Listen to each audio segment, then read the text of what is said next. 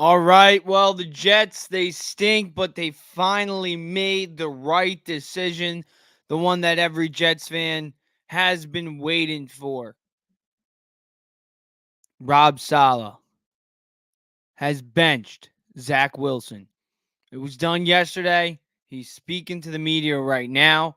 I'm about to pull it up on Twitter for you guys to see as well. But Robert Saleh is done with Zach Wilson. Based off what he said, I just heard him talk for a little bit. I'm not quoting what he said, but I'll reiterate what he basically explained. Saleh basically said that he's been telling Joe Douglas his thoughts on the QB position. It's clear that Saleh hasn't wanted Zach Wilson to be the starting quarterback of this team. It's been Joe Douglas. And it makes sense because Joe Douglas picked this guy with the second overall pick. But at the end of the day, Zach Wilson has been in the league for 3 years now. And he's 11-20 as a starter with the Jets. 11-20. GMs love to stick with their picks, but you saw the 49ers, they got rid of Trey Lance very quickly because Brock Purdy showed something. Last pick in the draft, he showed something. So they stuck with him. The Jets could have done that. They saw something in Mike White. I'm not saying Mike White could have been a Hall of Fame quarterback and led the Jets to the Super Bowl, but he was much better than Zach. They could have signed him as a backup in the offseason to Aaron Rodgers. They could have signed Carson Wentz. They could have traded more than a 6th-round pick to the Arizona Cardinals for Joshua Dobbs. There's numerous moves that the Jets could have made to basically prevent Zach Wilson from doing exactly what he did to the Jets last season, and that's hold them back. You could say it's the offensive coordinator, and I'm going to be talking about Nathaniel Hackett. He should take a whole lot of the blame, 100%. But we've seen it for 3 years now. The common denominator is Zach Wilson. He's the common denominator. And Wilson ain't even the backup. He's the third string. Again, for the second consecutive season, he has been demoted from starter to third string. At this point, Joe Douglas and the Jets need to cut bait. They need to cut bait with Zach. I'm going to be getting to Tommy DeVito in a little bit, but I'll give you my thoughts real quick on DeVito. He's got nothing to lose. I mean, why not? I mean, I know that the Giants fans do want a high draft pick. I get that. But at the end of the day, it's cool to win. It's fun to win in the NFL. It's one of the hardest things to do in sports is win a football game. Winning a World Series and winning an NBA championship is hard enough, but it's easier to win one of those than a Super Bowl. It's very hard to win a Super Bowl. So imagine what it's like to win a football game. And DeVito, I mean, dude, 246 passing yards, 3 passing touchdowns, and Washington has a decent defense. They ain't bad. It's not like they suck. So, you know what? Good for him. I've seen a lot of quarterbacks in New York. We've seen Daniel Jones not be able to throw 3 passing touchdowns in over like 40 games. I mean, he's gotten in the end zone 3 times on his legs. So I'm not going to take too much away from Jones, but you know what? You got to give credit where credit is due, and you can't take anything away from Tommy DeVito. He played great yesterday. The Giants defense was spectacular, and they got production out of the quarterback. And that's what happens when you get a good defense and production out of the quarterback. You win football games. That's the recipe for success for the Jets and the Giants. The Giants, I mean, Daniel Jones, he sucked this year. When he was healthy, I mean, I'm a Daniel Jones supporter. I thought he should have been given that contract. But at the end of the day, I can't defend 6 games and 6 interceptions, I think 4 fumbles, only 5 passing touchdowns. I can't defend that. Daniel, and you know what? I can't defend the fact that DeVito moved the ball. He moved the ball. Tyrod Taylor moved the ball. Daniel Jones didn't. So that is alarming. I'm not going to lie. Is that on Mike Kafka? Maybe. Maybe. Who knows? What's up, CP? CP is going to be joining me in a little bit to talk about the Giants soon. But yeah, Namar, we're going to be talking Giants soon. But, off the top of my head, I think DeVito did play great. But we're going to be talking more about that later. I'm going to get right back into the Jets talk before I do get into the Giants. But the Jets got to cut bait with Zach. They do. And why? Because DeVito has more passing touchdowns than Zach Wilson this season. And he's started 2 games. So that's alarming. That's alarming. When Tommy DeVito is the best quarterback in New York, I don't know, man. You got to get rid of your starting quarterback if you're the other New York team. It's just the best way to put it. 3 seasons now. 3 seasons. He was benched for Mike White. He was benched for Chris Streveler. He was benched for Joe Flacco. He was benched for now Tim Boyle. And Tim Boyle is, a journeyman? He started, 7 career games in 9 seasons in the NFL? If I'm correct, I don't know. Who knows? Tim Boyle is just a journeyman. That's the best way to put it. He's 28 years old, and I'm excited to see what he can do. But at the end of the day, I don't think Tim Boyle is going to win us a game against the first place Miami Dolphins. I think he's going to do better than Zach Wilson. But what is Zach Wilson's purpose on this team? Now that Trevor Siemian is the backup, I think the best thing the Jets can do is release Zach Wilson. That's what they have to do. The only reason I feel like he will be on this roster is to keep Aaron Rodgers happy. That's why the only reason I think that Nathaniel Hackett is still the offensive coordinator. Because you can tell me that Zach Wilson sucks all you want, but so does the guy calling the plays. Both need to be gone. Both. Josh Allen leads the league in passing touchdowns. Yes, he has all these interceptions and turnovers, but he leads the league in passing touchdowns. They fired their offensive coordinator. If the Buffalo Bills can fire their offensive coordinator, and yeah, they're 6-5, so what? But they still have the most passing touchdowns in football, and they still fire their offensive coordinator. The Jets, what was that? Their first touchdown? Somebody drop in the comments. When was the last time the Jets scored a touchdown since yesterday? Thomas Morstead is the only pass thrower yesterday that was able to execute a first down. Thomas Morstead is the best player on the Jets. That's embarrassing. What's up, Rob? Gonna be on the Talking Mets panel later today with Talking Mets with Rob channel. So make sure you guys do check that out. I'm also gonna be talking Mets with CP in a little bit. I'm excited for this offseason to kick off, especially for tonight with the panel. Baseball is what we have to look forward now that these Jets and Giants suck. Even with Rodgers rumored to come back, and I'm going to be getting into that a little bit. But the Jets, man, the Jets, again, it's been, Mark Sanchez, first-round pick. You had Geno Smith, high draft pick, second-round pick.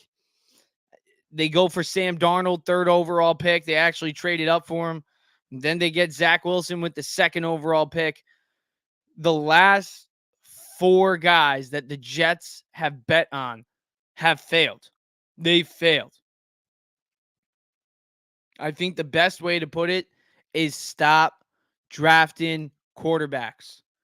Do not draft a quarterback in this upcoming draft. Do not trade up for a quarterback in this upcoming draft. The Jets need to stay far away from selecting a quarterback. Their best bet is Aaron Rodgers coming back, not this season, next season, because at this point, he wants to come back, week 16? Why? to risk an injury to put us away to put us out of our misery for next season? No. Get a full rehab in. Don't rush it. Take your time. Take things slowly. Yes, sir. Mets hot stove, baby. The Jets hot stove is who's on the hot seat. Speaking of hot stove, hot seat, Rob Saleh is on the hot seat. Because like I said, all the blame you can put on Zach, all the blame you can put on Nathaniel Hackett. I mean, Robert Saleh, dude. 15-29. You can't. You got to make the playoffs. Why pull out Zach that late in the game? You're the head coach of this team. Why are you allowing the general manager to influence your decision on who to put out there as quarterback? He's lost the locker room. The Jets, after they let up that touchdown yesterday, the fumble by Xavier Gipson, I mean, you know what? I'm giving him a pass there because Gibson's won a rookie and he's won us a game. He's literally won us a game. And that little mistake, I think if the offense was able to put the ball in the freaking end zone consistently, then we would have been able to overcome that because the defense is that good. But the defense, they know that the offense is terrible. And when the opposing team scores a field goal against the Jets, that's like 10 points against the Jets because the Jets cannot score. They cannot score. It's penalties. It's the quarterback. It's the play calling. So what does that tell me? The penalties, Rob Saleh. The play calling, Nathaniel Hackett. And then the quarterback, well, Zach Wilson. They got rid of one, and now they need to get rid of the other two. And if that pisses off Aaron Rodgers, I don't care. I really don't. Because at the end of the day, Rodgers is still getting paid to be the man next season. And if the Jets go out there and they actually want Davante Adams and they get Davante Adams, I don't want Robert Saleh being the head coach of this football team. I don't want Nathaniel Hackett calling plays. Even as much as great as Rodgers looked in Nathaniel Hackett's offense, oh, we didn't get a chance to see it. I don't care. The Jets cannot put the ball in the end zone. And it's not all on Zach. It's not all on Zach. Zach sucks. And Zach should never be a starting quarterback in the NFL ever again. But it's not all on him. The whole entire offense sucks. Joe Douglas traded Elijah Moore in the offseason thinking, oh, we're going to get Alan Lazard in here to be the great number 2. And he's dropping passes more than any other receiver in football right now. Randall Cobb is the number 3? Was he 80 years old? I mean, Xavier Gipson, get him the ball a little bit more. Garrett Wilson's out here doing everything he possibly can. God forbid he makes one mistake. He makes one mistake, and it's over. Because Lazard can't catch. Tyler Conklin is overrated, in my opinion. We talk about him like he's Gronkowski. But at the end of the day, what's he going to put up? 500 yards max? Not even. The Jets suck. Outside of Breece Hall and Garrett Wilson, everybody on the offense, including the offensive line, because the offensive line is the worst part about this team, everybody sucks. Alan Lazard sucks. Randall Cobb sucks. Actually, I like Xavier Gipson. He doesn't suck. So outside of Xavier Gipson, Breece Hall, and Garrett Wilson, everybody on the Jets offense, I think they should just get rid of. Just get rid of all of them. Replace all of them. Keep Izzy. I like Izzy. But get rid of everybody else. And keep Jeremy Ruckert. He's a good guy. Everybody else get rid of. I don't want anything to do with them. The defense, keep them. Build it up more. Offensively, though, get rid of everybody. Get rid of the OC. Get rid of the head coach. Get rid of everybody. If Jim Harbaugh becomes available, go get him. Go get him. And if Aaron Rodgers is calling the shots, if that's the real reason that Saleh, Hackett, and Wilson will still remain here, well, then I don't know at that point, honestly. You want Rodgers to come back next season, but I still think even if you do get rid of them, what's Rodgers going to do? I mean, he wants to win here. I don't think firing a coach who's 15-29 in 3 seasons and an offensive coordinator who sucked last year as a head coach and can't get the ball in the end zone this year. He's the common denominator on 2 shitty offenses. Get rid of him and cut Zach. Aaron Rodgers wants to come back. He shouldn't. Why? I said it before. The Jets are 4-6. The Jets need to win out to make the playoffs at this point. I put out an article yesterday about it too.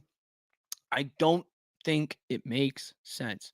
The offensive line is abysmal. It's abysmal. The play calling is terrible. I know he loves Nathaniel Hackett. I don't know how he sees himself. I mean, Aaron Rodgers is a great quarterback, so maybe if he does see himself in any offense doing great. But it's terrible. It's terrible. Hackett's got to go. Line's got to get better. And the Jets, quite frankly, have to be in a better position to reach the playoffs for Rodgers to come back. So there's 3 reasons right there why Rodgers shouldn't come back. Because if he gets hurt in a Week 16 return, when the Jets already have 7 or 8 losses,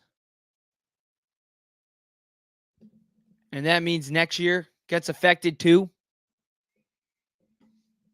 I'd need a new TV. I've never broken a TV before, but if I saw Rodgers get hurt in Week 16 in a meaningless game, I would break a TV. I think I would have to. I think I would have to break my first TV. But that's all I'll say on that aspect. If Rodgers returns this season and the Jets have more than 6 losses, they are idiots. Rodgers is an idiot. I love how he wants to do this amazing, nothing before, nobody's ever done this before type of thing. But at the end of the day, in the long term, it does not make sense. It doesn't.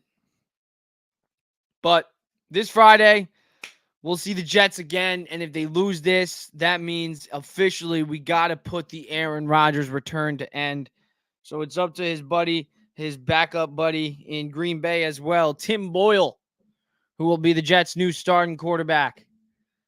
Add him to the list of random Jets quarterbacks. I mean, we got Bryce Petty. We got, since my brother is a Giants fan, I'm a Jets fan. Since my brother was born, he's seen Eli Manning. He's seen Tyrod Taylor. He's seen Daniel Jones. And now Tommy DeVito. 4 quarterbacks. And he's a year older than me. In my lifetime, I've seen Chad Pennington. I've seen Ryan Fitzpatrick. I've seen Josh McCown. I've seen Bryce Petty. I saw the Jets take a chance in the 2nd round on Christian Hackenberg, and they never saw the field. I saw Geno Smith. I saw Mark Sanchez. I saw it all, guys. This is bad, man. Sam Darnold, Mike White, Joe Flacco, Chris Streveler, and now Tim Boyle. Soon, I feel like Tim Boyle is going to suck, so we're going to see Trevor Siemian. I'm surprised it's not Trevor Siemian getting the start, but it's whatever. At this point, the Jets have absolutely nothing. Well, they do have something to lose, because if they lose this game, then they're 4-7, and Rodgers ain't coming back. He shouldn't come back, at least, if they have more than 6 losses, because they need to win 11 games to get to the playoffs, which means they need to win out. If the Jets want Rodgers to come back, they need to be in a playoff position. And in order for them to be in a playoff position, they need to win out. And that's not happening. So Rodgers shouldn't return, and the Jets aren't doing anything. They're not doing anything. The Jets just suck. That's all I got on the Jets. They suck, except for Breece Hall, Garrett Wilson, and Xavier Gibson, and the whole entire defense, and Jeff Ilbrick.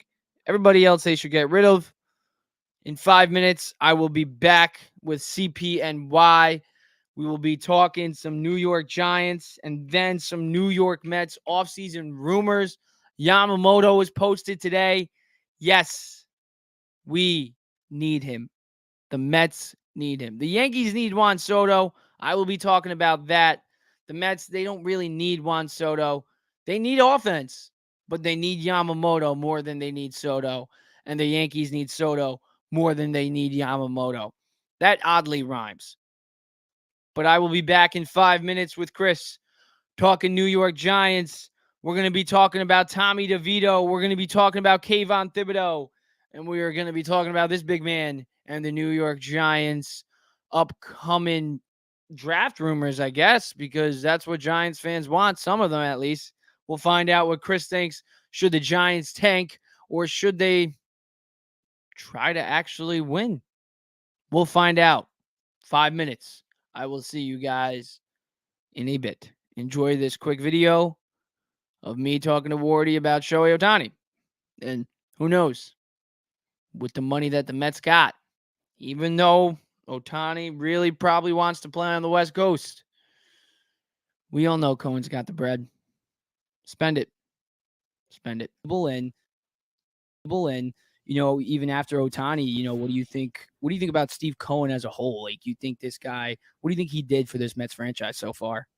Yeah, I think starting with the first half of the question, Otani's certainly on the table. The biggest barrier in the Mets' way from them landing him isn't dollars, but it really is just preference. If Otani still has the same preference that he had entering the MLB, which is West Coast, then the likelihood of him landing with the Mets isn't as strong as, say, the Dodgers, who, while the Dodgers might not be able to put up the highest dollar for Ohtani the way that the Mets would, it wouldn't be shocking if Ohtani, say, took a slight pay cut from the Dodgers versus what the Mets offer would be. They weren't drastically different to stay in LA, that area, to be with the Dodgers and be on the championship winning type organization still. So that is the biggest hurdle in landing him. But rest assured, we've all known by now that when Cohen has his eyes set on someone, he's going to do everything physically and humanly possible to acquire them. And, I don't expect a Carlos Correa, broken ankle type situation 2.0 here with Ohtani. So rest assured, if the interest is there, which we all know it is, the Mets will at minimum do their due diligence and give a valiant effort in landing him. And should they not, especially, then you look at the Manny Machado. I think either way, the Mets are in a strong position to land one of the top free agents next year. It's just a matter of if it's going to be the best player in baseball or is it going to be one of the best third basemen in the game? So, yeah, we'll discuss that more as we get closer to the trade deadline, depending on where the Angels are at and things of that nature. But, yeah, they will certainly be involved. And to answer the second part, yeah, Cohen, everything that I say, by now, right? He's just done an amazing job as Mets owner over the past couple of years. I had the privilege of meeting him a couple months ago, back in early January at a Mets event, and he was just, exactly what you would expect him to be.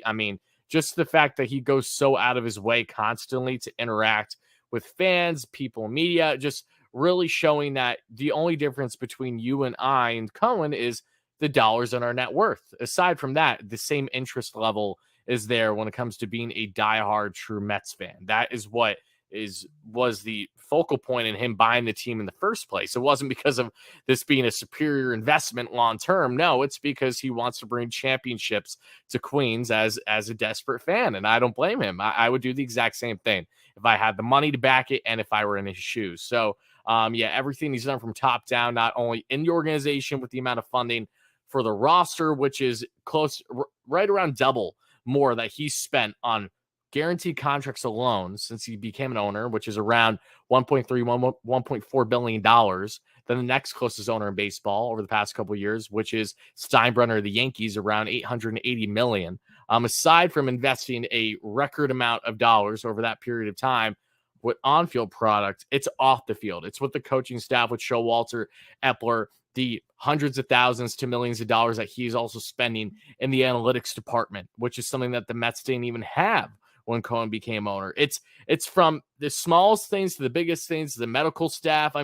Everything and everyone that is currently a part of the Mets organization is making this look night and day from what it was just a couple years ago. And it just shows you that, yeah, having a lot of money certainly helps, but knowing how to properly allocate it into every single area of need and just to give you superiority over the next club as a rival, either in the division or just going for a championship as a whole, will certainly help do wonders for a team. And that is the case with Cohen and these New York Mets. Beyond grateful to have him as. And even after Otani, what do you think? What do you think about Steve Cohen as a whole? Like, you think this guy? What do you think he did for this Mets franchise so far? Yeah, I think starting with the first half of the question, Otani's certainly on the table. The biggest barrier in the Mets' way from them landing him isn't dollars, but it really is just preference. If Otani still has the same preference that he had entering the MLB, which is West Coast. All right, we're back. What's up, Chris? How we doing? What up, man? Can you hear me? Yeah, I can hear you. Awesome. Good to be back on. I appreciate you having me back on and Oh yeah. ready to talk some Mets and Giants. Oh yeah.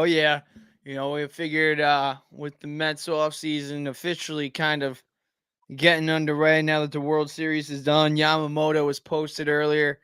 I figured I needed to hear your thoughts on what you think the Mets should do. And with the Giants getting the win yesterday, I figured who better to have on than you, because I kind of want to hear your thoughts on. Before we get into DeVito, with the Giants winning, I hear a lot of mixed things going around the Giants fan community. Does this affect them? They go from the second overall pick now to the fifth overall pick at this point, but still a lot of games to lose or a lot of games to win. Should the Giants try to win, or do you think, what? Screw it. Let's tank and try to get a draft pick. Yeah, I think that the Giants definitely need to, being a fan, it's two different sides of the story, right? You definitely want to see your team win at all costs, but at a certain point, you have to be careful enough not to set your team back for the foreseeable future. And I think that it would be an, first and foremost, utmost failure if the Giants don't come away with either Caleb Williams or Drake May in this draft. This week upcoming against the Patriots is going to be a very telling story of how the rest of the Giants season is going to shake out. Obviously, they didn't rule out Tyrod Taylor as well for the rest of the season. He's still kind of going to be questionable moving forward. So I think if Tyrod Taylor comes back, that puts the draft stake for the Giants in terms of getting one of those top two QBs. It's going to be very uncertain at that point because Tyrod Taylor on the Giants, you know what their defense is capable of. We've seen it against the Commanders team, and they can win a couple more games. And I truly do believe that the Patriots going to be tanking at all costs, and we'll see that next week in the matchup. So I'm proud of the way the Giants fought. I had no expectations going into that game against the Commanders at FedEx Field. But something about the Giants, man, something about the Giants and Commanders is that the Giants will always walk into that game and take a game against the Commanders. And it's been the story since Daniel Jones entered the league. And I have no idea how or why, but they got the job done. So I was proud of them, and they showed some immense fight. But yeah, I don't know. We'll see. We're at top 5 currently. The Bears don't know. I don't think we know what the Bears are going to do in terms of Justin Fields and his future in Chicago. They're set up perfectly with the pick that they have from Carolina as well as their own. And I don't think the Cardinals can move on from Kyler just yet with that contract. So the Patriots are really that second team competing for that quarterback, depending on what Chicago does. So that's how I look at it right now. I think it's going to be interesting. Oh, let me turn my mic up. Yeah, I think it's going to be interesting going forward to see how the Giants finish out the season. But there is a lot of talented quarterbacks in this upcoming draft. You got Drake May, Caleb Williams, Bo Nix, Shadur Sanders, KJ Jefferson, Michael Penix. Like, I can go on and on with the talented quarterbacks. So I think even if the Giants, as long as they stay, honestly, in the top 10, I think they have a shot at getting a talented quarterback. And going into next year, why not just let Daniel Jones and that top 10 pick battle it out? That's how I view it. But it's going to be interesting to see what they do. But let's hit Namar's comment real quick. He had a question for you. Do you guys think that Brian Daboll lost the locker room? A lot of Giants fans are saying this, and my gut feeling, I don't think he lost the locker room. So what are your thoughts on that, Chris? Yeah, I don't think he lost the locker room. Obviously, Xavier McKinney has had a tough go at it. He's due a contract, obviously, ever Mhm. since the ATVing incident on the bye week last week. Xavier McKinney's status on the Giants and what was trending a lot, upward in terms of him getting another contract now is sort of kind of shaky. We saw the whole Darius Slayton, a guy who never really sort of lashes out, off the field. And he went to the sideline, was having a heated discussion with the wide receiver coach Mike Groh. And there's definitely, like I said, with losing comes frustration, and the players don't want to lose, right? And when you keep losing, especially when this team had expectations moving forward, there's going to be some frustrations that spill over. But I think the general consensus and what I've seen so far, obviously, a fan base, we are. We're New York sports fans. We're on Twitter. We see both sides of the fan base, whether it be reactionary or the fan base that's very reactionary to everything, or the part of the fan base that's objective and looks at it through a non-biased lens. I truly don't think that Brian Dable in year 2, with what he inherited as a team at the beginning of last season, there's no way that you can say that a coach that took a team like that last year and took them to the playoffs and won a playoff game, lost the locker room in one short year. That's not possible in my view.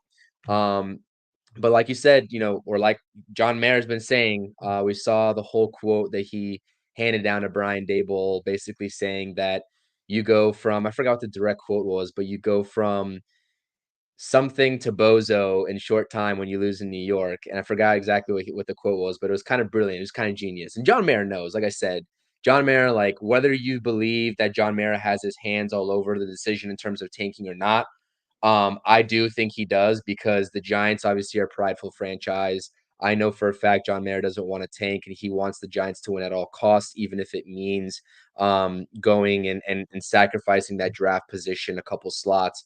But I don't think Brian Dable's lost his locker room in short. I really don't think so. I think the vibe is that this coaching staff, maybe outside of Mike Kafka, because that's a different story in terms of the play calling, can definitely lead the Giants to where they want to be. And like I said, my main point for Giants fans that are either listening to us now or might listen to this on the rerun is that the Giants overachieved expectations last season, and it created an unfair sort of benchmark for this coaching staff and organization going into year 2 of this regime, thinking that they're somehow going to be contenders with the current roster. They made improvements to the roster, in my opinion, this offseason than what we were, what we had last season. I think during the offseason, you and I talked about that on both of our channels, but it still wasn't a roster that was going to compete with the likes of the Eagles, like the likes of the Cowboys, the 49ers, the top dogs in the NFC. It's about building blocks. And to label Brian Dable and this regime as bust only after year 2, even before year 2 is concluded, is a little bit absurd to me, and that's how I look at it.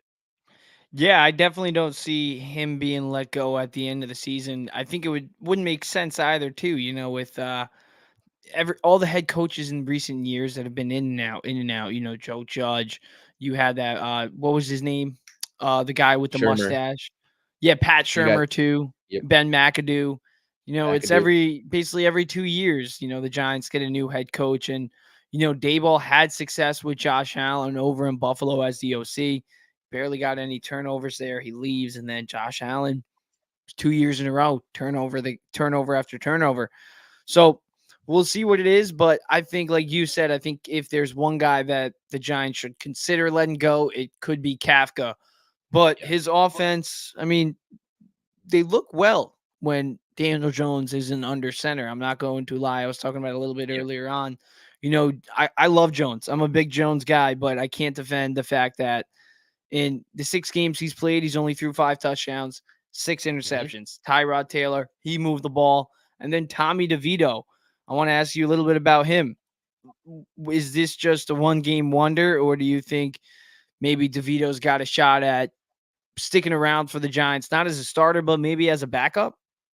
Yeah, like you said, I heard you talk about it, when you were going live and when you're starting to go live here on this show today, that this is basically a tryout for Tommy DeVito, and he's showcasing his skills, whether it be a backup quarterback in New York, moving forward into in years to come, or whether it be with another roster, this is his opportunity to sort of prove to everybody that he does belong on an NFL roster. And he's not going to be a guy, like I said, he's not that game by itself. Like if you're gonna say that he's gonna become a starting quarterback elsewhere, if it's not the New York Giants, you're just sadly mistaken. It's one game. He had a great game, albeit, but he's definitely trying to showcase his skills for a backup role moving forward. But he played phenomenally. I mean, I'm really proud of him. Undrafted rookie, obviously. Um, we all know the stories about the chicken cutlets and still living at his parents' house. So it's a great story. It's great to root for if you're a Giants fan at the very minimum in this lost season. A guy like Tommy DeVito to succeed.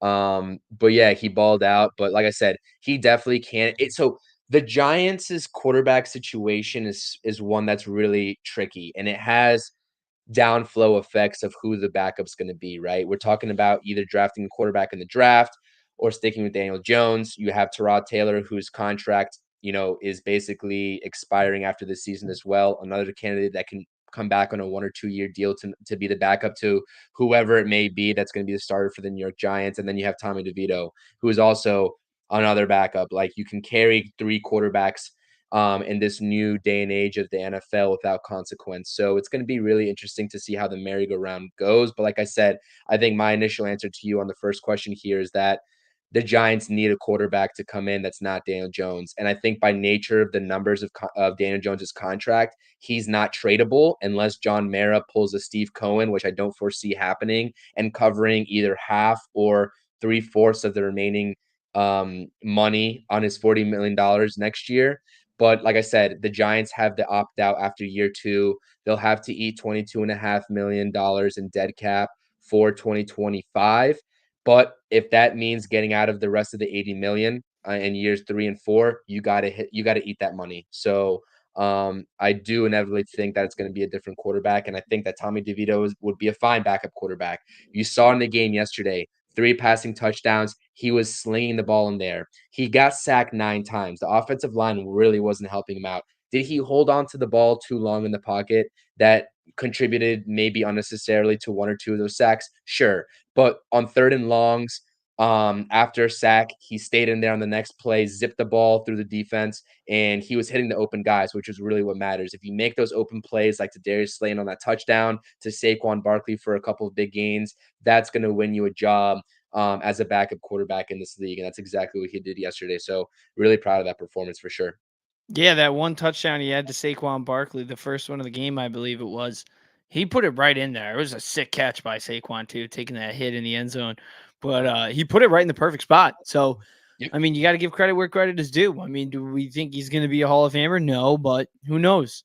I'm not saying he's gonna, but let's see what he does for the remainder of the year. I mean, the next 3 games are kind of winnable. New England, Green Bay, and then New Orleans. I mean, Philadelphia, that's going to be tough, but we'll see what this kid can do. I don't think he's going to, throw 300 yards and 3 touchdowns these next 3 games, but I don't think he's going to play as terrible as we thought he was going to be. So we'll see what he does. I think he's going to be better than Tim Boyle. So I missed your take on the whole Boyle Zach Wilson situation. I know that a couple weeks ago people were clowning on you in the comments saying when you said DeVito was basically on par with Zach Wilson in his touchdowns thrown this season. And I think he surpassed Zach Wilson, right? Yep. With the 3 touchdown performance. So Yeah. DeVito is sadly, well, I guess not sadly for him, but he's the best quarterback in New York right now. Some other better way yeah, to put it. So right. that's something that a New Jersey native can kind of hold for at least 2 to 3 weeks of an NFL season. He was the best quarterback in town. There you go.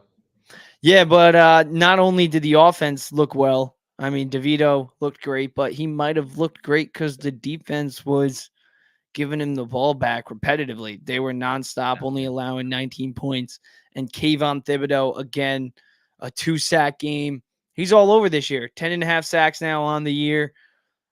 I know we were talking about him on the last time you were on too. We were talking about how well he's been playing, but now it's consistent. This guy is a beast. What do you think of him? Phenomenal, man. I mean, early on in the season was a different story. We were kind of questioning whether he was going to show up. obviously had a pretty decent rookie season last year, wanted to take that next stepping stone. Obviously, all Giants fans want to see that. Pretty sure the coaching staff wanted to see that, right? Untapped potential through and through, a top 5 pick for the New York Giants, and they drafted him there for a reason. He's definitely showing that. He was a guy that we talked about on my podcast, Feeling Blue. He's a guy that will get you a couple sacks in a game, potentially be a ghost for the next couple of weeks before he has that monstrous game the second time around. But he's really putting up consistent performances now. And what I liked is that he gave props to Dexter Lawrence, getting all those double teams up there, clogging up that line for him to get a free shot at the quarterback. So he's giving props where props are due. But man, if he develops some sort of finesse move instead of trying to just power and will his way through those those offensive linemen time and time again. We saw in that Jets game. I know you were watching that when that what should have been the game finishing sack. Obviously, before Graham Gano missed that field goal, he put a nice little Euro step move on the right tackle, the Jets' right tackle. Don't know who it is. Maybe you can enlighten me on who his name is, but got to Zach Wilson in a fairly quick amount of time. And it's things like that that I like to see. Like, develop those finesse moves. You can use that power move exactly like whenever you want. Your top 5 pick, you got to have an overall arsenal to beat the offensive line. It can't just all be power because it's not the college days anymore. You're a professional. You're going up and lining up against professionals. So developing that repertoire is something that I definitely have liked to see how Kayvon Thibodeau has progressed, and he's definitely added a little bit to his bag, I think. Yeah, he's quick. He can be like if he just rushes around the edge, he's getting to that quarterback at least. Maybe not a sack every time, but he's going to pressure him. He's going to pressure him Right. every single time this year. So I got to give, like I said, where DeVito credit where credit is due. Same thing for Thibodeau. And what's better about him is he's only 22 years old, and like you said, he was a top 5 draft pick. So he could actually turn into that elite X factor player for the Giants. So the fact that, even after a struggling rookie season where there was people like me even kind of messing with Giants fans sometimes saying that, oh, maybe he's a bust because, Zach Wilson's a bust. So, Yeah. Giants got to have one bust at least. But nope, Kayvon Thibodeau showing why the Giants selected him with that top 5 pick. It's because he's fast as hell and he can get to the quarterback. And that's what he's been doing this year. But yeah, this defense playing well. But I wanted to ask you one more question. I know I didn't prepare it, but Xavier McKinney, I know you mentioned him earlier. I know he's been Yeah. pretty upset and vocal going forward. I know he's talented. He's a great safety, but what's his future looking like with the Giants, in your opinion? It really does depend. My co-host Aaron from the TMS podcast on my Feeling Blue podcast, we were kind of talking about Xavier McKinney in the situation moving forward with the Giants. The Giants have a very youthful core of defensive backs, not only Deontay Banks and Trey Hawkins in that corner spot, but also Cordell Flott, who presumably is in line to be that starting slot cornerback, but also in the safety room with the likes of Jason Pinnock, who's really emerged nicely this year, coming over from the Jets a couple seasons ago, that he finally gets a shot with the Giants, and he's been performing well ever since. Javarius Owens, who was a 7th-round pick for us this past season, made a couple nice special teams plays yesterday. I like him. And I liked what I saw in the preseason out of him in the preseason, and as well as Dane Belton. So I don't want this to become a Landon Collins 2.0 situation, right? Both great, safeties out of the University of Alabama.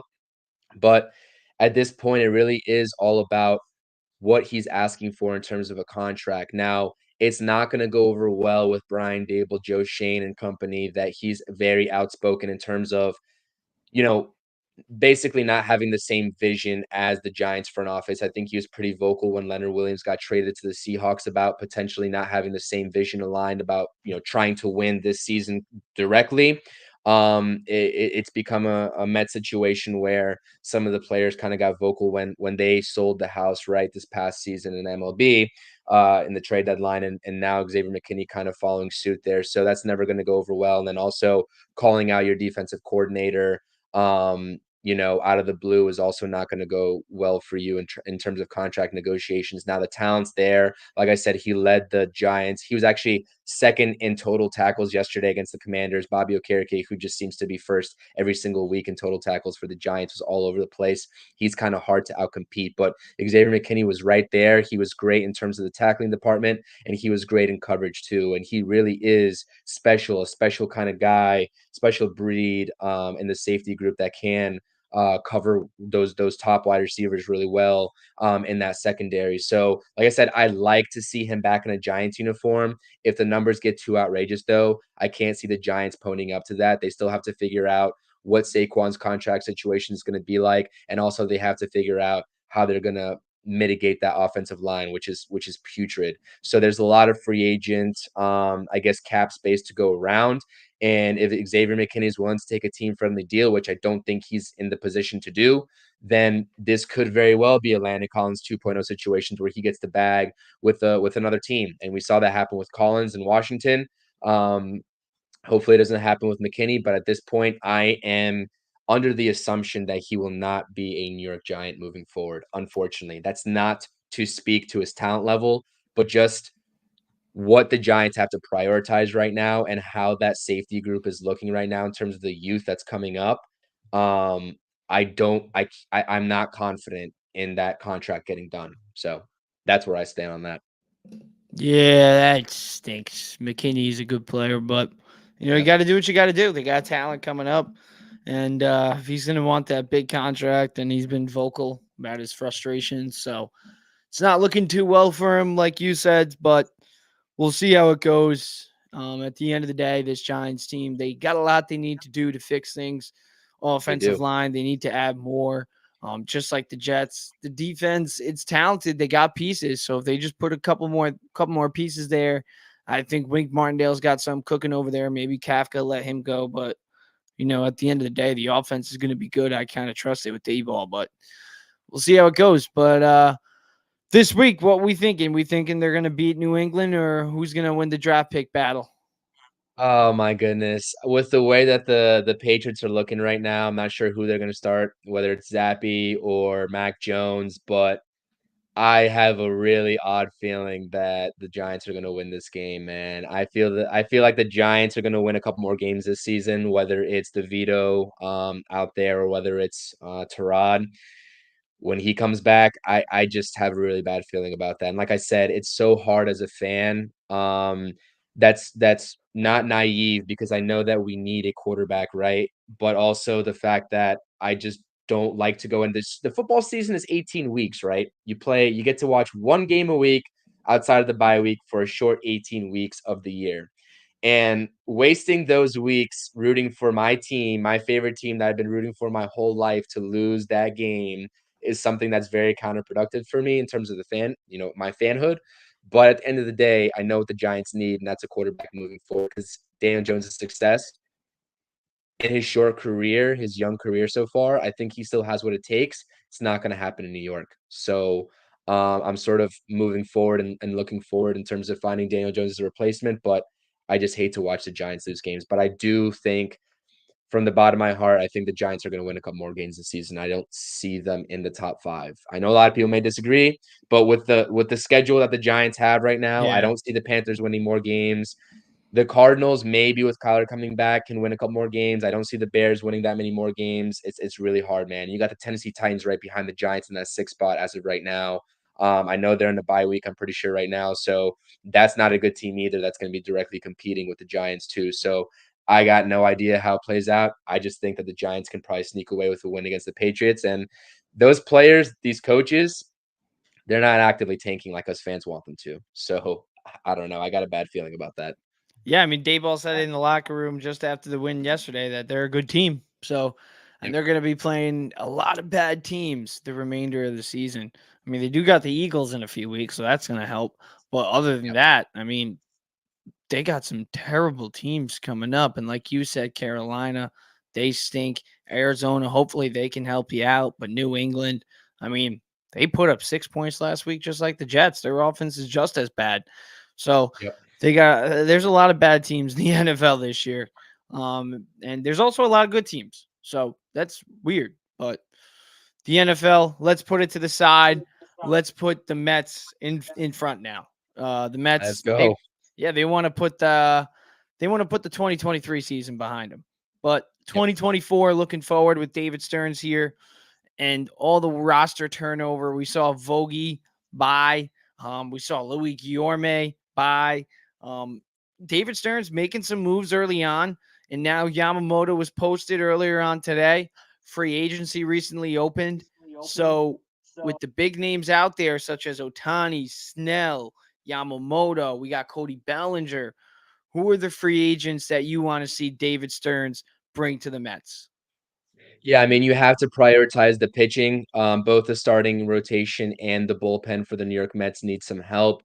The bullpen, I think a lot of people are looking past just because the Mets only have 2 guys right now that are gonna be in their starting rotation, maybe 3 if you wanna count Joey Lucchesi in the back end, if they sign Yamamoto and go with a 6-man rotation. I think the first and foremost type of guy, that you've been hearing the reports are about is Yoshinobu Yamamoto. That's gotta be 1A priority for the New York Mets, and as much as love to make that 1A priority Shohei Ohtani, John Heyman just put out an article saying that he foresees, and I don't think this is true. I don't think Ohtani's getting 600 million, but John Heyman said he wouldn't be surprised if Ohtani got 600 million. And I know Mr. Cohen is Mr. Moneybags. I understand that, but this New York Mets roster with the way that it currently stands, especially with the non-tender deadline that just happened, we saw the names that you listed off go.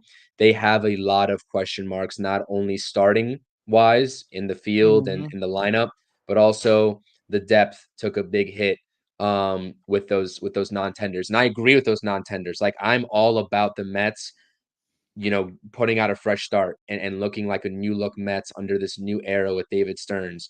But that means that the Mets can't afford to not be active in free agency or the offseason. So I think that Yamamoto is definitely the clear start there. A rotation of Senga and Yamamoto back to back would be Oof. awesome. And then I think you have to pivot to the trade market there. A lot of trade candidates that you can go ahead and call up. If the Brewers are willing to talk shop about Corbin Burns, I'd love that. If Ah, not if not, then I would maybe love that Dylan too. Cease with the White Sox being open for business would be a name that I'd love. Yep, A rotation of Senga, Yamamoto, and Cease 1, 2, 3 with Quintana at that the would be good. 4 would be phenomenal. And then you can throw in whoever you want at the 5 spot. Call up Mike Vasil, have Joey Lucchesi be your 5th starter. I don't care. Those top 4 right there would be awesome for me if they can swing that.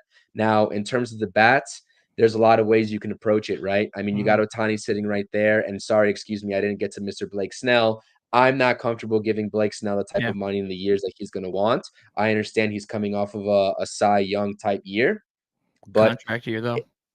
it is a contract year. Same thing with Cody Bellinger. Like Cody Bellinger and Blake Snell both are going to be wanting those long-term deals. Talk about 6 to 8 years. And I think that's absolutely ludicrous. I think that's ridiculous. And I think that would be a mistake for any team, even if it was the New York Mets, to sign those guys, either of them, to those long-term deals. 3, 4 year deals, sure, maybe you can swing that, but that's not what they're going to be asking for.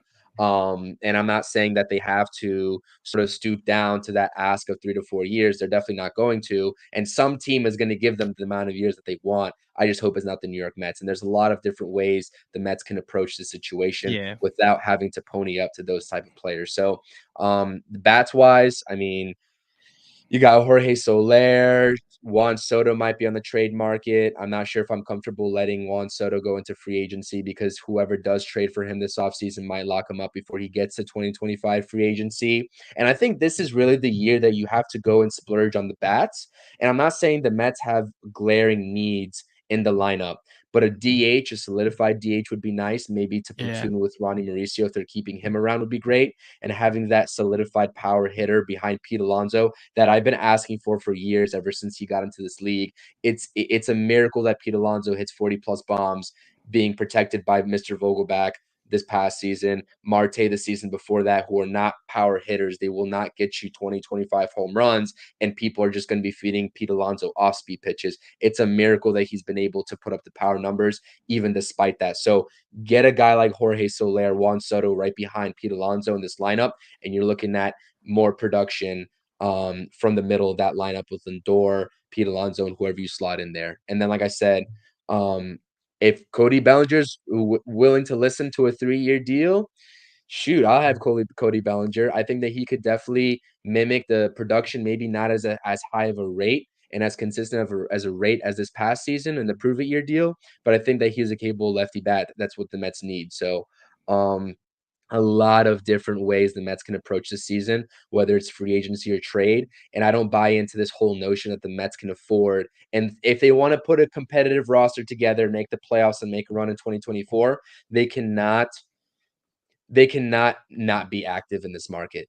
And I think that's my whole point. And I don't buy into the fact that Stearns is just going to sit there and wait around, or Steve Cohen's just going to sit there and wait around and get the scrubs of the market, get the scraps, the BC guys. I think they're going after the A guys still, despite what Max Scherzer kind of leaked in his conversations with Epler this season. And I think they have to, if we want to see a competitive ball club with where they're standing at right now in terms of the roster construction, you got to be active. So Yep. I really hope that they are, and they plan to be. Yeah, and now I'll ask you this: besides Otani, because I think every MLB fan would say Shohei Otani would be Right. the one player that would make their offseason just complete. But if there's one player outside of Otani that's available, who is it that the Mets should go and get that they need? If they don't get this guy, the Mets failed. Um, I think that the definition of this of how I'm gonna rate the success of this offseason is Yoshinobu Yamamoto. I think that's the Mhm. immediate guy. If the Mets do not sign him, I don't like to label and be rash in terms of labeling a whole offseason as a failure depending on one signing. But I think with the amount of scouting they did, the amount of hype that's been surrounding Yoshinobu Yamamoto, especially with potentially having the likes of Senga, fellow countrymen from Japan being those top two in that rotation, I think it's a fail if the Mets do not sign Yamamoto. I understand the market for him is going to be crazy with the Yankees being in on him. Now the reports are saying the Phillies are in on him. I think that's 100% the guy that you have to go get. But in terms of the offense, that's really because like Otani is that guy, right? For the offense on the Yeah. offensive side of the ball, that he is that guy. I think first and foremost, though, you have to ink Pete Alonso to a new deal. I think that's probably your first and foremost priority. Now, whether that's feasible or not, with what he's been asking, I don't know how far along and or how close they are in those contract negotiations. But I don't know, man. I think with the market the way that it is right now, if you're talking about free agency strictly, I think my 1B guy outside of Otani would definitely be Jorge Soler. The power's there, and the power is consistently there, and if you stack him up right behind Pete Alonso, that's gonna give opposing pitchers nightmares. So if Otani's off the board, which would make sense in terms of what he's asking for in terms of money and years, and you wanna disperse that wealth across the roster, in terms of filling the holes, then I think Jorge Soler is your 1B for the offense, for the lineup. But there's different trade routes too. Like I said, the White Sox have a lot to offer. The reports are saying that the White Sox are open for business. You got Amish country Mets fan Nelson has high praise for Luis Robert over there. That's gonna take prospects though. So there's always gonna be a trade-off in terms of whether it's you're signing one of those top guys via free agency or you have to let go of the prospects to acquire them in via trade. So I think Yoshinobu Yamamoto, to make my answer short, is Yamamoto and Jorge Soler for this offseason in terms of the pitching and the lineup. Yeah, I agree. I agree. I think that would be awesome. And now I see Yuki actually just mentioned in the comments a perfect fit for the Mets offense is a trade for Jose Ramirez. And there has been some Ramirez. rumors about Jose Ramirez being on the trade block. And I kind of wanted to dive into the Mets prospects because the one thing that Epler did do a good job before getting fired was Yeah. yeah, he brought in some good prospects here. We know Mhm. we got Louis Angel Acuna, we got Drew Gilbert, and then we also still have the guys that we drafted, such as Jet Williams, Ronnie Mauricio. So we got guys in this farm system, and there's guys that could be on the trade block that are very intriguing. One of those guys could be Jose Ramirez. Yuki seems like he thinks the Mets should go after him. What do you think? You think if Jose Ramirez is actually on the table for a trade? You think the Mets should be all in? Yeah, I would love that. I agree with Yuki. Shout out Yuki. He tunes into the Interstate Mets report weekly as well. So shout out Yuki providing the input. But Jose Ramirez, like I said, if the Mets and the Guardians swing another deal, another blockbuster deal, obviously it'd be a Lindor type trade part two for Jose Ramirez Mhm. in terms of the caliber player that you're receiving in return. But we saw it with the Mets and what the Guardians got in return for Francisco Lindor and Carrasco. They had to give up Ahmed Rosario, Andres Jimenez, etc., to acquire those type of guys. And it's going to be the same sort of situation here. You talk about Jet Williams, Luis Angel Acuna, and Drew Gilbert being your top three prospects. I think as of right now that I would make untradeable unless you get a premier player like Jose Ramirez. Then I would start to think about it. The Mets have a glaring hole at third base. Brett Beatty is anything but a sure thing over there in the long term for the New York Mets, right, at third base.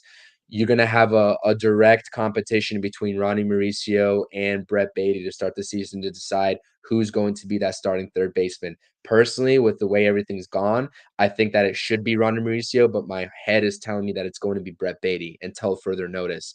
But if you can go ahead and just can't cancel all those guys and just be like, hey, listen, we'll package whoever you want out of these guys and then some other guys in return. If that takes Luis Angel Acuna along with Brett Beatty to get a guy like Jose Ramirez, switch hitter, all around hitter, not even just a power hitter. He's an all gap line drive hitter that can provide you some serious pop too. And he's a wizard with the glove too at third base. Let's not forget about that. He plays some pretty solid third base from what I've seen out of him. I'm not sure what the metrics say, but I've definitely seen him make some premier plays. I'd sign myself up and the Mets up to get a player like that in a heartbeat, even if that means giving up something valuable in return. Because like I like to say all the time, I'm not the biggest prospect hugger.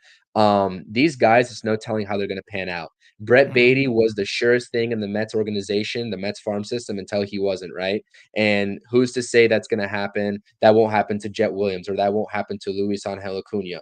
My favorite prospect right now out of anybody in the Mets farm system is Drew Gilbert. But even him, it's like Yeah, who's to he's a who's to beast. say that Drew Gilbert won't come up and just be a bust? So Yeah. if you have a type of guy like Jose Ramirez on the market and the Guardians are actively engaging you and listening in on your offer, you have to do what it takes to get him in here. Now, the one thing that I will say in terms of a guy like maybe Juan Soto instead of Juan or Jose Ramirez is that certain teams are going to want pitching prospects. The Mets are short on pitching prospects. They did a great job, getting Epler did a great job in terms of mitigating a lost season to get those return values in the prospects. But the pitching, you got Tidwell, you got Vassell, and you got Christian Scott. Outside of those, you are really lacking in the pitching department. So that's going to be an interesting sort of facet to see as well, especially as it pertains to Juan Soto, because everyone's saying that the Padres are going to want pitching in return. But Yuki, to answer your question, yeah, Jose Ramirez, 100%. That fixes a lot of things for the Mets. That fixes the third base spot, but it also fixes your DH spot if you want to go the DH route as well. He doesn't have to play in the field if you don't want him to. That's a switch hitting guy that you can slot in right behind Pete Alonso for your DH spot. And that'd be an awesome, awesome, awesome left side of the infield with Ramirez and Lindor. Mhm. Um, believe they were teammates at the same time in Cleveland as well, if I'm not Yeah. mistaken. So, yeah, sign me up for that 100%. But, and he's not the only Guardian that's going to be on the market. Shane Bieber is going to be available via trade. His contract, it has some years on it too. So you're not getting a one and done with Shane Bieber. So, a lot of these teams are going to be open for business, especially in that AL Central division, the White Sox and Guardians. So we'll see how it plays out. Yeah, it's going to be interesting. I would love Jose Ramirez. I mean, since 2016, he hasn't finished the season with an OPS under 800. This Yep. guy consistently hits year in, year out. 11 years in the MLB now. 11. And he still feels like he's in his prime. He's 31 years old. So, like, I would trade Kevin Parada. I would trade Louis Angel Acuna. I would trade probably Jet Williams. I would try to keep Jet Williams, Drew Gilbert, or Acuna. I would try to keep one Yeah. of those three. But three out of the top five prospects, including Mauricio, throwing Vientos and Beatty. I don't care. Throwing all three of them. Give him up. If I you would do if anything for Jose Ramirez. if you get a similar package, like you could have like the Guardians package with Carrasco at the time and Lindor, if Yeah, you can get a package of Bieber and Ramirez would that would be be. I mean, I'm with you, man. I'm Yeah, with you. bring it in. Bring it in. I mean, at the time, Carrasco, he was a decent pitcher. He just ended up kind of getting washed up. But Shane Bieber's much better than Carrasco. So Yep. I would Yep. love to. Yeah, I would be a lot more reliant on Shane Bieber than I would Carrasco.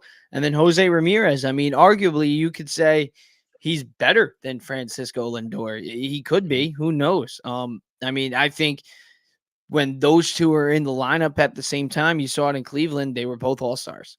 They were both all Yep. stars. They made the World Series. They didn't win, but they made it. And I'm not going to say that the Mets are going to win a World Series if they trade for Jose Ramirez, but it increased their odds a whole lot more. And I think it would help Lindor. And like you said, it would definitely help Pete Alonso. So yeah, I would be all for Absolutely. it. I think Yuki is definitely right. I think the perfect fit for the Mets offense, that wild card trade. I think that maybe we should, as Mets fans, we should keep an eye on that trade. Is if Jose Ramirez pops up, maybe the Mets could strike a deal, especially with the prospects that they could offer. Who knows? But I do want to get your take also, not only on the prospects and who we should trade for or sign, but the one guy that we did need, the position of need that we did need to fill after letting Buck Showalter go was that manager spot. Yeah. I haven't heard your thoughts face to face yet. I've seen your Twitter takes, I've seen your videos on it. What do you think of Carlos Mendoza? What do you think he can do for the Mets next season and going forward? Do you think he's a gap filler or do you think he could be a long-term solution for this Mets team? Well, based off of how quickly the Mets hired him, especially in light of the Craig Council news, the Mets actually made the decision to hire him before any official news broke out of Craig Council. So that tells me a lot about the confidence that David Stearns and the homework Mhm. that David Stearns was able to do on Carlos Mendoza prior to pulling the trigger on the hire. I was a fan of Carlos Mendoza's press conference, but then again, it is just a press conference and it tells you nothing about his managerial style or how he's going to fare in the New York sort of environment. He has been a bench coach for the Yankees. He's obviously accustomed to this New York environment and a different sort of role, being sort of the second in charge as the bench coach to Aaron Boone over there in New York. But at the end of the day, I don't think he's a gap filler type of manager hire. I don't think so. But what I will say is that the way that the MLB is moving and shifting is that these managers are making less and less and less important decisions. I'm not saying they're not making any important decisions, but the analytics department is making a lot of those decisions. Whether you're a fan that likes that or doesn't, it's just the fact of the matter that that is the fact, right?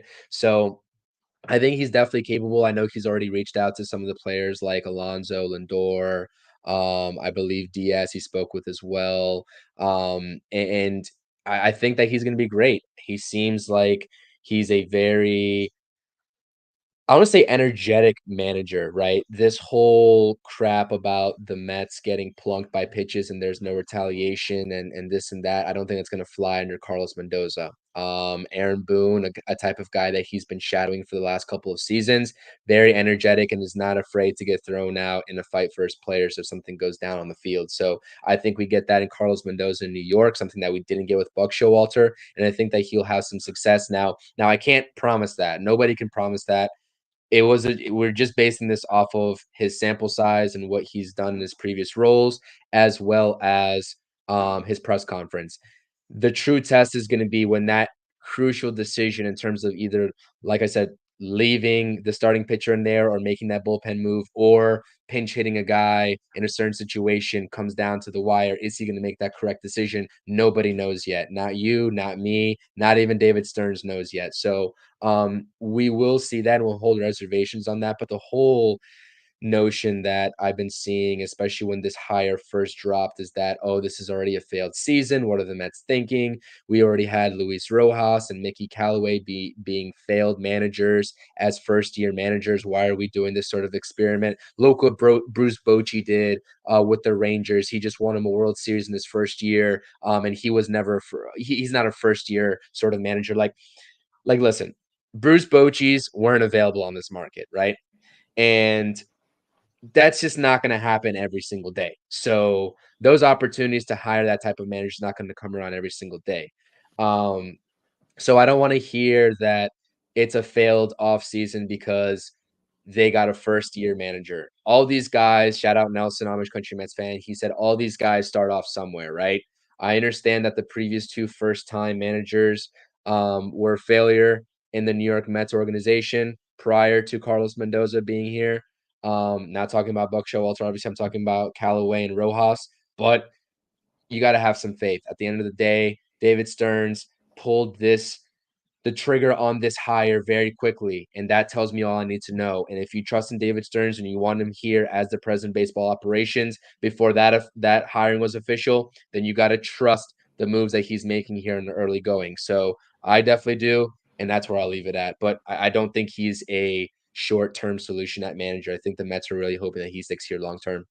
Yeah, I think so too. I mean, you saw he was with the New York Yankees for what, over 10 years, so he saw not a lot of managers with the Yankees. You only saw Joe Girardi and then Aaron Boone, but he saw two good managers. I mean, Boone, he missed the playoffs for the first time in his career this year.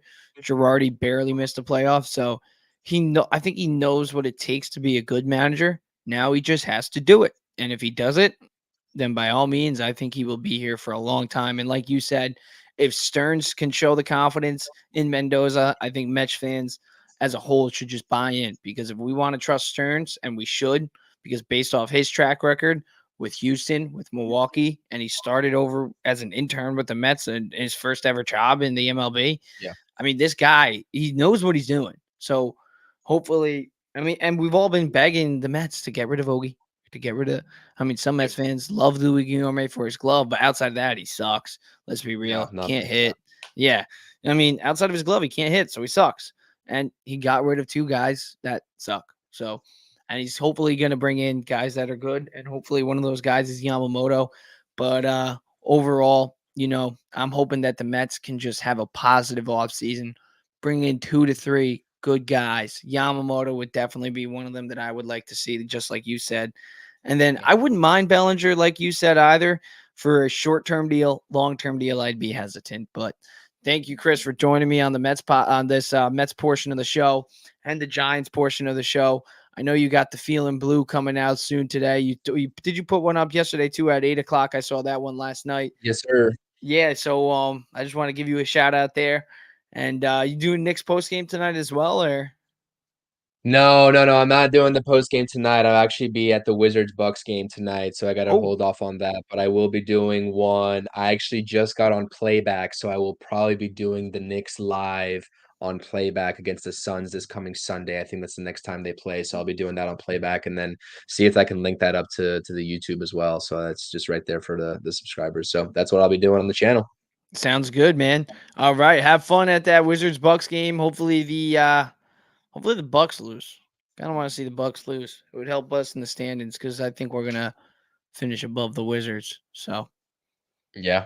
I appreciate you having me on. Great show. I appreciate everyone tuning in as well, getting those questions in. And like I said, next time, anytime you want me to come on, like I said, likewise, I'll hit you up as well. But keep doing your thing, and catch you the next time, man. yeah, for sure, man. Thanks again, man. Always appreciate having you on. All right, that's Chris from CPNY Sports. Make sure you go follow him on Twitter. Check out his YouTube channel as well. He's got the Feeling Blue podcast. He's also got a couple Knicks post game that he does a lot too. Yeah, and a lot of Mets content as well. He knows a lot about sports, so make sure you go tune into his channel.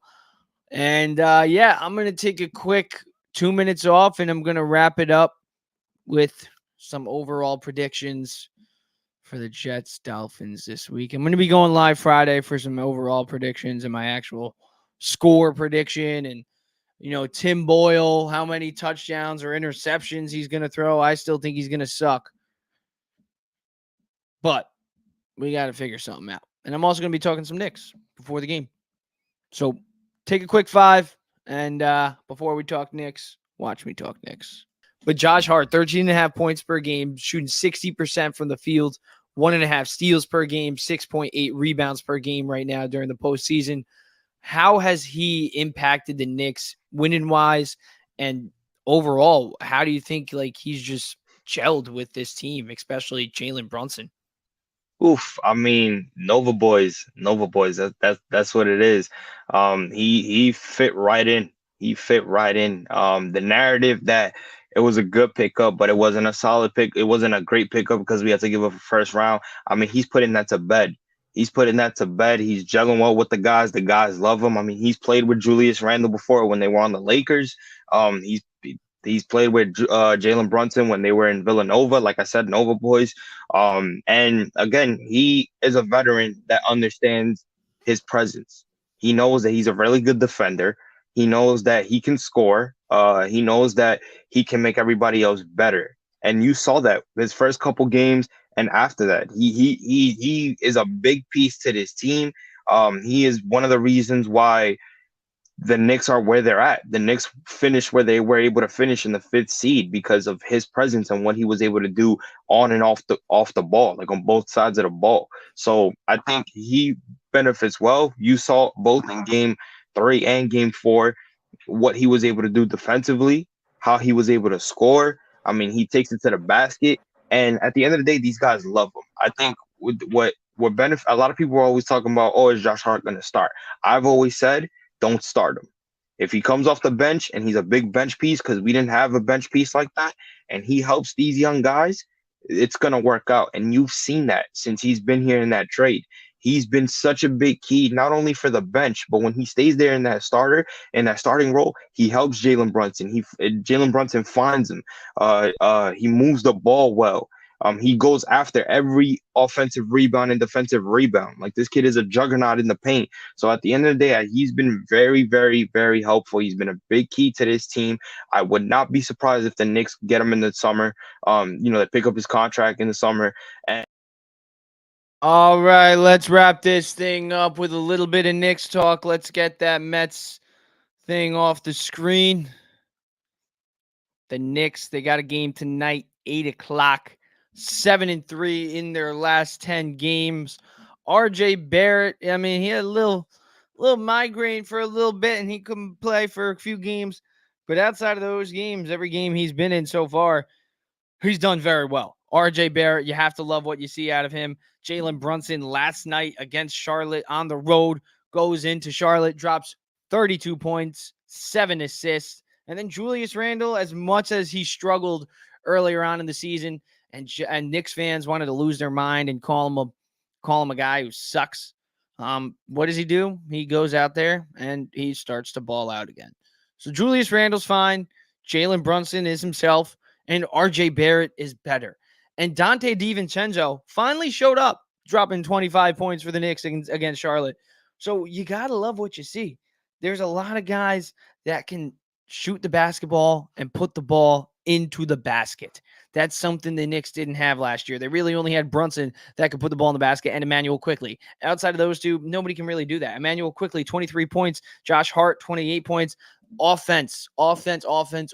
We know with Tom Thibodeau and with the guys on the Knicks roster, such as RJ Barrett, Mitchell Robinson, Josh Hart, Dante DiVincenzo, you also got Immanuel Quickley. They all put emphasis on defense. So the defense is going to be there. But the Knicks offensively, that's always been the question mark. They've been playing great to start the year. That's what they're doing well. And Immanuel Quickley, 15.5 points per game he's averaging right now. He's averaging over 15 tonight. And then RJ Barrett finally coming along, 21.6 points per game, 47% from 3, 47% from the field. And then Jalen Brunson, dude. Jalen Brunson is actually playing out of his mind this year. 24.2 points per game, shooting 48% from 3. 48%. So these Knicks, we'll see what they can do tonight. Hopefully they just keep on winning. They're winners of their last 3 in a row. So we'll see what they can do tonight. They play at 8 o'clock in Minnesota against the Timberwolves. Right now, they're actually the underdogs. So who knows? Quentin Grimes still a game time decision. I would have him come off the bench soon, but that's a later day that's another topic for another day.